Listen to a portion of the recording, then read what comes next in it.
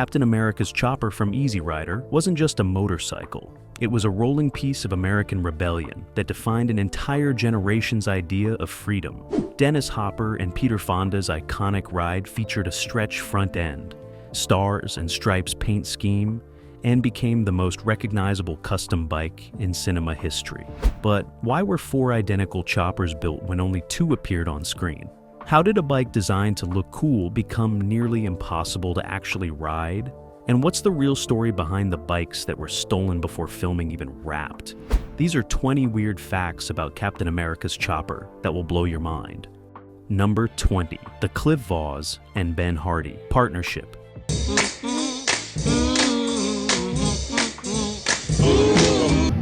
all about this. We've collected many bikes, but these are called... Most people credit Peter Fonda with designing Captain America's chopper, but the actual builders were Cliff Vos and Ben Hardy.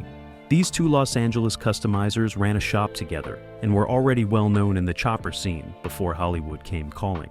Fonda had a vision, but he needed craftsmen who could execute it.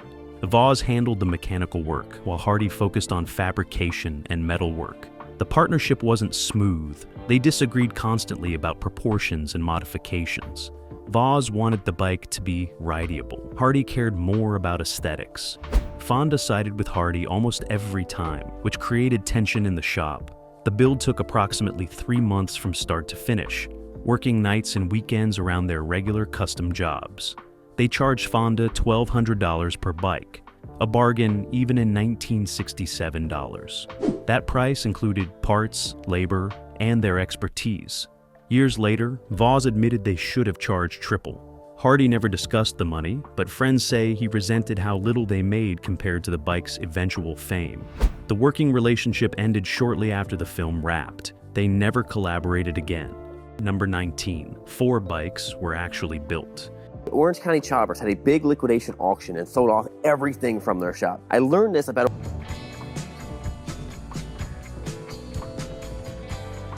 Everyone knows 2 choppers appeared in Easy Rider Captain America and Billy's bike. What most fans don't realize is that 4 Captain America choppers were built, not 2. The production needed backups because choppers are notoriously unreliable, especially custom builds with experimental modifications. The first 2 bikes were hero machines for close-ups and dialogue scenes. The 3rd and 4th served as stunt bikes and insurance against breakdowns. Each bike cost the same to build, but they weren't identical. The hero bikes received better paint jobs, more detailed chrome work, and careful assembly. The stunt bikes were rougher, built purely for function. They had the same visual appearance from 20 feet away, but serious differences up close. The fuel tanks on the stunt bikes were thicker gauge metal to survive potential crashes. The wiring was simpler and more accessible for quick repairs. Even the Sissy bars were different. The hero bikes had polished stainless steel, while the stunt versions used cheaper chrome-plated steel. Rumors suggest a 5th bike existed, partially completed, but never finished. Ben Hardy's estate sale in 2006 included a frame and fuel tank with stars and stripes primer. Nobody could confirm if it was an original Easy Rider build or a later replica attempt. Number 18. The Panhead engine choice. These rocker boxes on, they're going to hit your rocker arm is going to hit that. That distinctive engine wasn't chosen randomly. Captain America's chopper ran a 1952 Harley-Davidson Panhead motor, already 15 years old when filming began. Why use an outdated engine? Economics and aesthetics. Panheads were cheap in 1967 because Harley had introduced the shovelhead engine in 1966. Dealers were practically giving away old Panhead stock. Vos and Hardy bought 4 Panhead motors for $300 total, about $75 each. But the Panhead had something the newer shovelhead lacked: visual character. Those rocker boxes looked aggressive and mechanical in a way the smoother shovelhead didn't. The Panhead also sounded better on camera. The valve train clatter created that distinctive Harley rumble that microphones loved. Modern Harleys sound different, quieter, and more refined. The Panhead was raw and loud. Each engine was rebuilt completely. They bored them out to 80 cubic inches, added performance cams, and modified the carburation. None of this made them more reliable. Panheads leaked oil constantly. The bikes left puddles wherever they parked. Continuity supervisors had to mop up oil spots between takes to avoid continuity errors, showing different size puddles. Number 17, the 12-inch fork extension.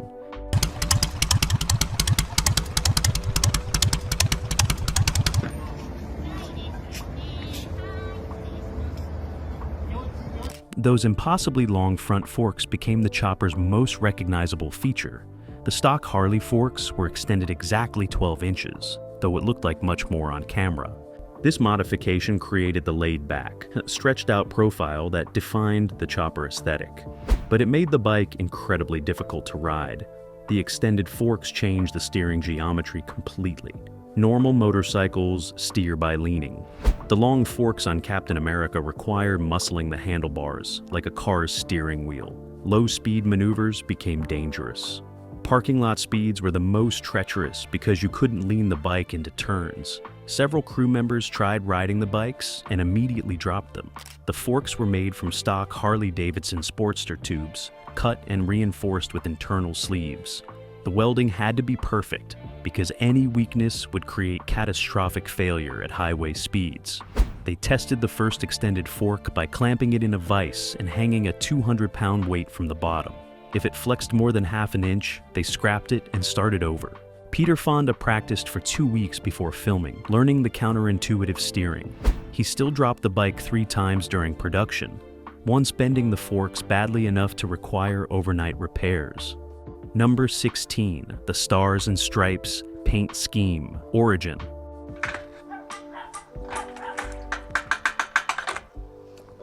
Peter Fonda claimed he designed the iconic Stars and Stripes paint scheme himself, but the truth is more complicated.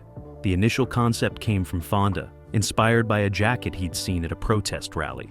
But translating that idea onto metal curves required serious artistry. A painter named Dean Lanza executed the actual work, and he made crucial design decisions Fonda later took credit for. Lanza had to figure out how to wrap the flag motif around the teardrop-shaped fuel tank. Straight stripes wouldn't work because of the curves. He developed a technique of slightly curving each stripe to follow the tank's contours. The stars posed another problem. Too many would look cluttered, too few would look incomplete. Lanza settled on a scattered pattern that suggested stars without trying to match the actual flag's 50 stars. The blue field swept across the tank in a wave pattern that Lanza invented on the spot. He painted the first tank in one marathon 16-hour session, then had to replicate it exactly 3 more times for the other bikes. Each replication took 14 to 18 hours. Lanza used one-shot sign painter's enamel, not automotive paint. It was harder to apply, but created brilliant, opaque colors that photographed better than lacquer or acrylic. Number 15, the ape hanger handlebar controversy.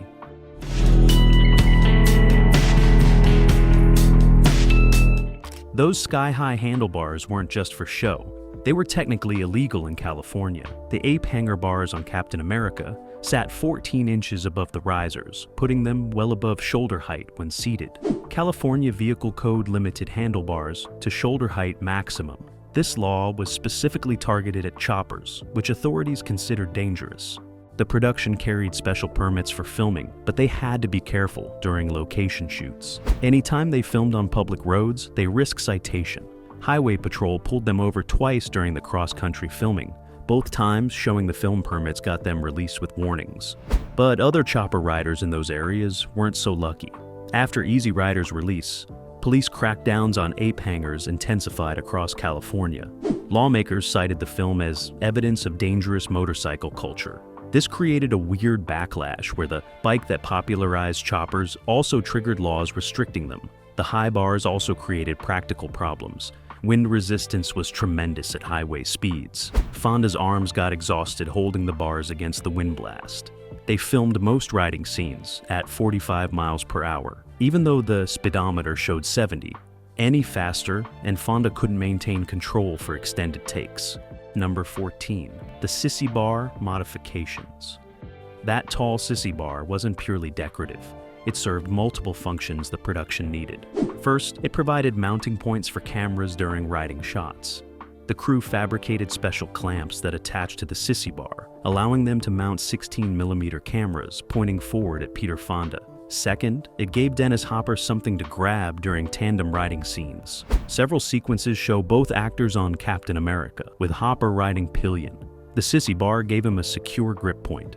Third, it balanced the bike's visual weight against those long front forks. Without the vertical element in the back, the stretched front end would have looked even more exaggerated. The Sissy bar was constructed from 1-inch diameter stainless steel tubing, bent in a single continuous curve. No welds meant no weak points.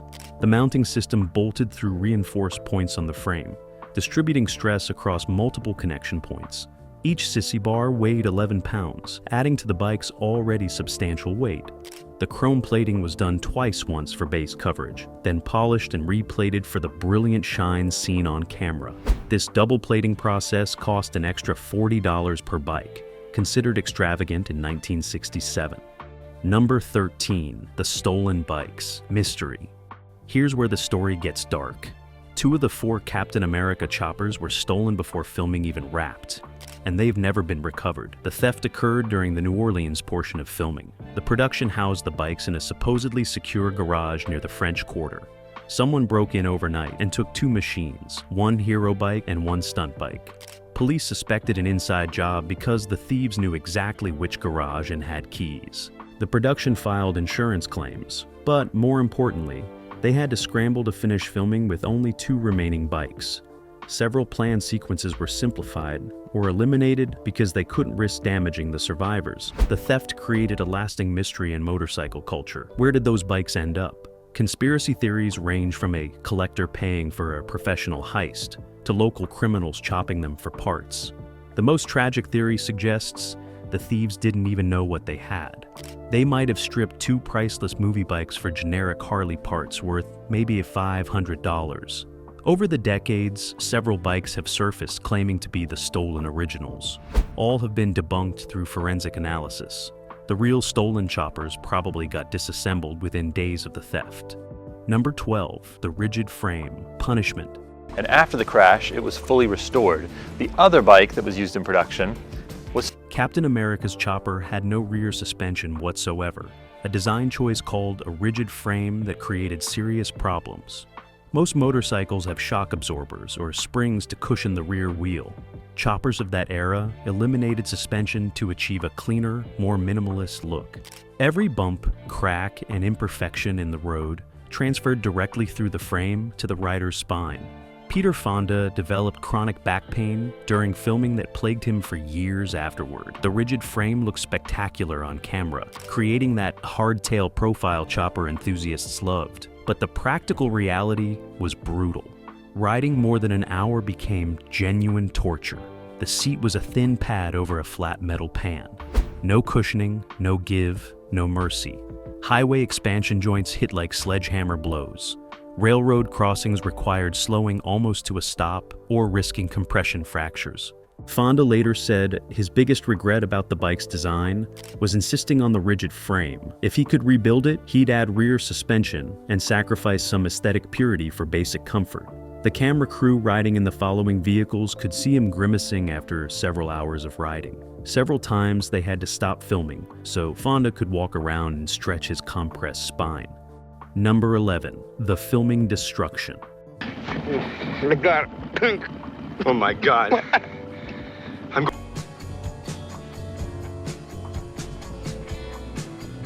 The final scene where Captain America gets blasted by a shotgun requires destroying one of the 2 remaining bikes. This created enormous tension on set because they only had 2 bikes left after the theft. Destroying one meant finishing the entire film with a single motorcycle and 0 backup. Director Dennis Hopper insisted on practical effects, actually destroying a real bike on camera rather than using miniatures or tricks.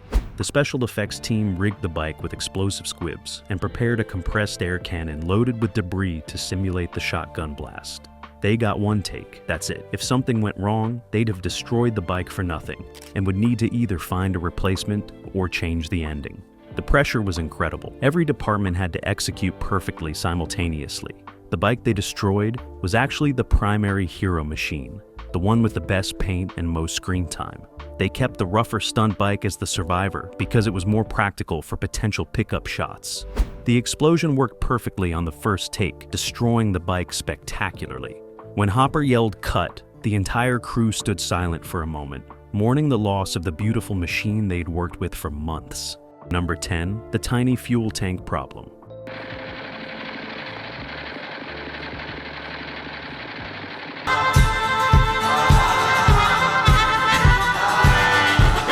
Those beautiful teardrop fuel tanks looked perfect on camera, but they created a logistical nightmare during the cross-country filming. Each tank held exactly 2.1 gallons of gasoline, giving Captain America a realistic range of about 65 miles before running dry. Modern touring motorcycles carry 5 or 6 gallons. Even standard Harleys of that era had 3.5-gallon tanks. The production chose the smaller Sportster tanks purely for aesthetics.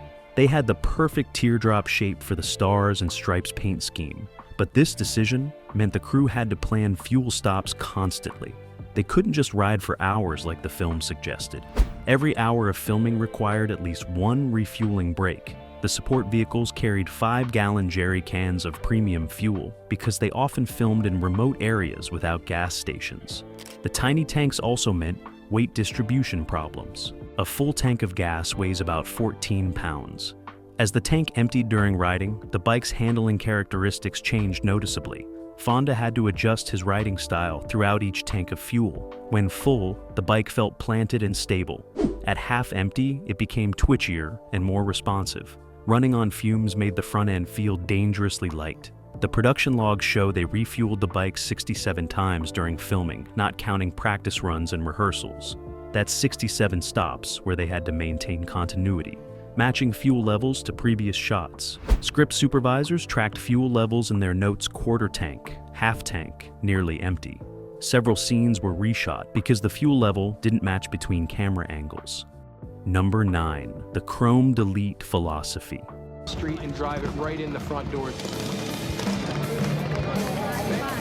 Look carefully at Captain America, and you'll notice something unusual for a 1960s custom bike with minimal chrome. Most choppers of that era were chrome festivals, with builders plating everything they could afford. Fenders, frames, handlebars, foot pegs, engine covers, every surface that wasn't painted got chromed. Captain America went the opposite direction. Ben Hardy deliberately avoided excessive chrome, creating a more sinister, stripped-down appearance. The fork tubes remained bare polished steel instead of chrome. The frame was painted black rather than plated. Even the engine cases stayed in natural aluminum instead of getting polished or chromed. Only essential components received chrome treatment: the Sissy bar, the headlight bucket, the exhaust pipes, and the handlebars. This restrained approach made the bike look more outlaw, less show bike.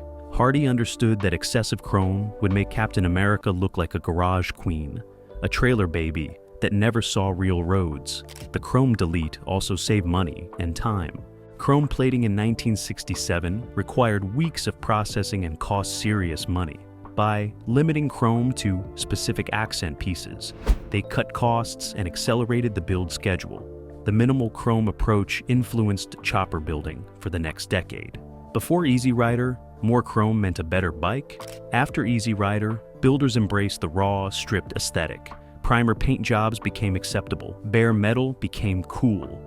The chrome delete philosophy that Hardy pioneered became chopper gospel. Modern custom builders still reference Captain America when clients request minimal chrome builds.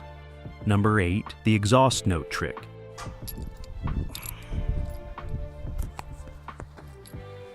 That distinctive exhaust sound you hear in Easy Rider isn't actually coming from Captain America's panhead engine. The production dubbed in different motorcycle sounds during post-production because the real bike didn't sound good on the existing recording equipment. 1960s location sound recording was primitive compared to modern standards. The microphones picked up wind noise, camera motor sounds, and overwhelming bass that muddied the actual exhaust note. Sound editors tried filtering and equalizing the original recordings, but couldn't get the crisp, throaty rumble they wanted. So they improvised. They brought a different Harley-Davidson into a sound studio and recorded it under controlled conditions. The bike they used was actually a 1965 shovelhead with straight pipes, not a panhead like the actual choppers. The shovelhead had a sharper, more aggressive bark that cut through the soundtrack better. They recorded it at various throttle positions: idle, light acceleration, hard acceleration, deceleration. Then sound editors synchronized these studio recordings to match the on-screen action. The process took 3 weeks of painstaking work, matching engine sounds to throttle position, frame by frame. Watch closely during riding scenes, and you can spot inconsistencies. Sometimes the engine sound suggests high RPMs, while Fonda's hand position shows the throttle barely cracked. Other times, the audio suggests downshifting, when his hand never moves to the clutch. These technical mismatches bothered motorcycle enthusiasts who knew what to listen for, but general audiences never noticed the deception. Number 7. The missing speedometer. Decision. Captain America's chopper had no speedometer, no tachometer, no instrumentation whatsoever, except a single idiot light for oil pressure. This wasn't an oversight, it was a deliberate rejection of conventional motorcycle design. Standard Harleys came with full instrument clusters mounted on the fuel tank, speedometer, odometer, indicator lights, the works. Ben Hardy stripped all of it off, leaving a clean, uncluttered tank top that showcased the paintwork. But removing the speedometer created legal and practical problems. California law required functional speedometers on registered vehicles. The bikes technically violated this statute, though nobody enforced it during filming. More practically, removing the speedometer meant riders had no idea how fast they were actually going. Peter Fonda had to estimate speed by engine sound and wind resistance. During highway scenes, support vehicles would pull alongside and signal the speed so Fonda could maintain consistency between takes. The lack of instruments contributed to the bike's outlaw mystique. It suggested a rider who didn't care about legal requirements or conventional safety concerns. Real chopper builders copied this detail enthusiastically. Throughout the 1970s, removing instruments became standard chopper practice. Why did you need a speedometer when you weren't going to obey speed limits anyway? The clean tank aesthetic became so dominant that aftermarket companies started selling blank instrument panels specifically to cover the holes left when speedometers were removed. That empty space on Captain America's tank influenced motorcycle design more than most people realize, creating an entire subculture that rejected information displays as uncool conformity. Number 6. The seat height miscalculation. I mean, this was new at the time, wasn't it? This design and length. The custom seat on Captain America sat exactly 26 inches off the ground, 2 inches lower than a stock Harley. This created a laid-back riding position that looked fantastic on camera but caused serious ergonomic problems. Ben Hardy designed the seat position to complement the stretched front end and raked frame geometry. Everything about the bike's profile emphasized horizontal length rather than vertical height. The low seat enhanced this effect, making the bike look even longer and lower. But Peter Fonda stood 5 feet 10 inches tall with a 31-inch inseam. The low seat combined with the forward-mounted foot pegs created an awkward leg position. His knees were bent at 90-degree angles, thighs nearly parallel to the ground. For short photo shoots, this position was manageable. For 8-hour filming days covering hundreds of miles, it became agony. Fonda developed severe knee pain that required nightly ice treatments. The medical consultant worried about potential ligament damage from sustained compression. Raising the seat would have solved the problem, but would have ruined the bike's proportions. They considered building special raised pegs to change Fonda's leg angle, but that would look wrong on camera. The solution was frequent breaks and physical therapy. Between takes, Fonda would dismount and perform stretching exercises to maintain circulation and flexibility. The production schedule had to incorporate these medical breaks, adding time and cost to filming. All modern chopper builders learned from this mistake, offering adjustable seat heights and peg positions. But in 1967, you built it and lived with the consequences, comfort be damned. Number 5. The wiring nightmare.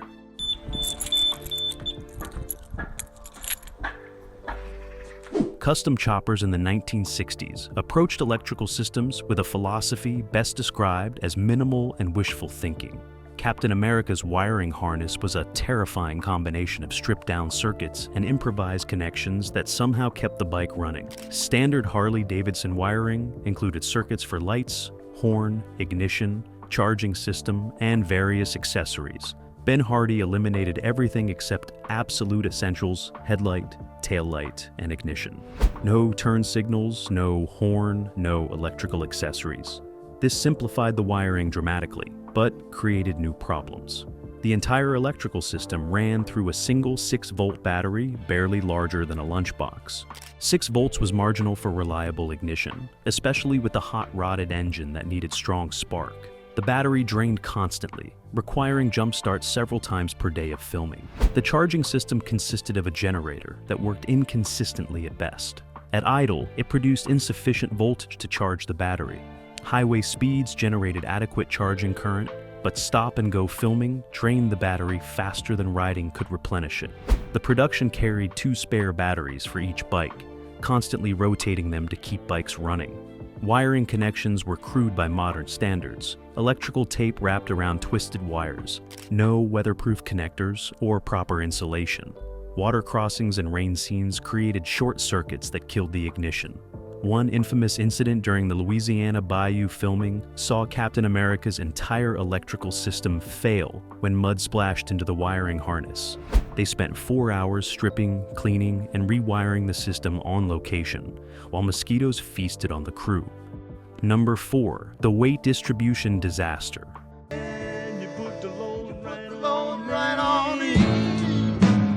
Fully fueled and ready to ride, Captain America weighed 673 pounds, with nearly 60% of that weight concentrated over the front wheel.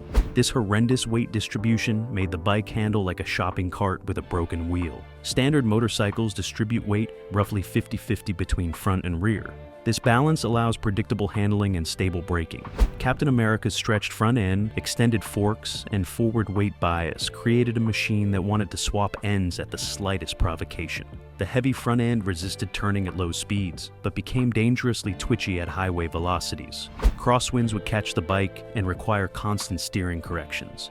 Semi-trucks passing in the opposite direction created air pressure waves that would literally push the bike across lane lines. Peter Fonda developed incredible upper body strength just wrestling the handlebars through normal riding situations. Emergency braking was terrifying. The front heavyweight distribution meant the rear wheel would lock up and skid with even moderate rear brake application. The front brake alone would load the already overweight front wheel beyond its traction limits. The only safe way to stop was to plan ahead and brake gradually using both brakes with delicate finesse. Several close calls during filming saw Fonda locking the rear wheel and sliding sideways before regaining control. The production hired a motorcycle safety instructor specifically to teach Fonda emergency braking techniques for this ill-handling monster. Modern custom builders use computer modeling to predict weight distribution and handling characteristics. In 1967, you built it, wrote it, and discovered problems the hard way. Number 3, the insurance company rejection. Something like that.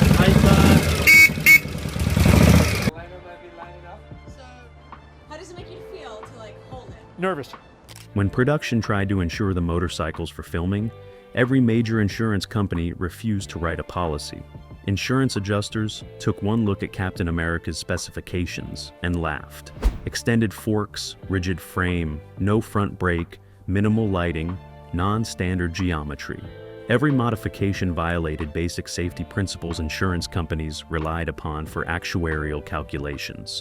Wait, no front brake? That's right. The initial build had only a rear brake because Ben Hardy thought front brakes ruined the clean fork appearance. Insurance companies flatly refused coverage on bikes without front brakes. They considered it criminally negligent to put actors on such machines. The production had to retrofit front brakes to all 4 bikes before any insurer would even discuss terms. Even with front brakes added, the quotes were astronomical. Coverage for 4 custom motorcycles worth roughly $5,000 total would cost $12,000 annually. The math made no sense until you understood insurance company logic. These weren't motorcycles, they were death traps. Eventually, the production found a specialty insurer who worked with film productions and understood calculated risks. They paid premium rates, but got coverage. The insurance policy included specific restrictions. No stunts without advance notice.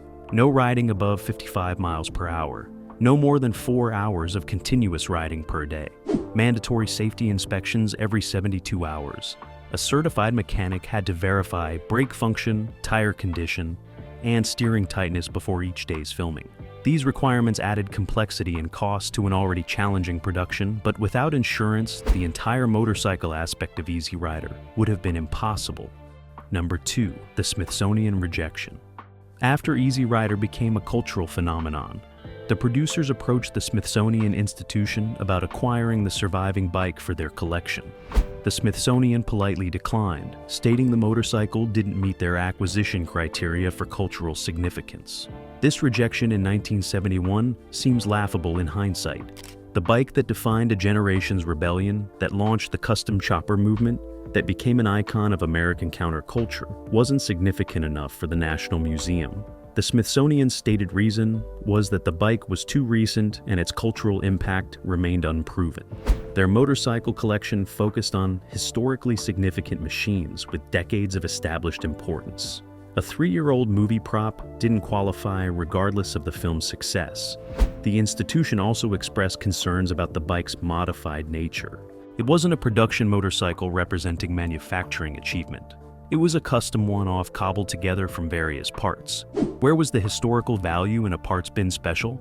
The rejection devastated Peter Fonda, who considered it validation that the establishment still rejected the counterculture message Easy Rider represented. Dennis Hopper characteristically responded by suggesting they should burn the bike in front of the Smithsonian as an artistic protest. Calmer heads prevailed. The rejection proved fortuitous because it kept the bike in private hands where it could be shown, ridden, and appreciated rather than locked in climate-controlled storage. The Smithsonian later reversed course, attempting to acquire Captain America memorabilia in the 1990s. But by then, the surviving bike had vanished into private collection, its whereabouts unknown. The museum that rejected cultural significance when offered the chance now displays Easy Rider posters and photographs, while the actual bike remains hidden. Number 1, Dan Haggerty's secret ownership.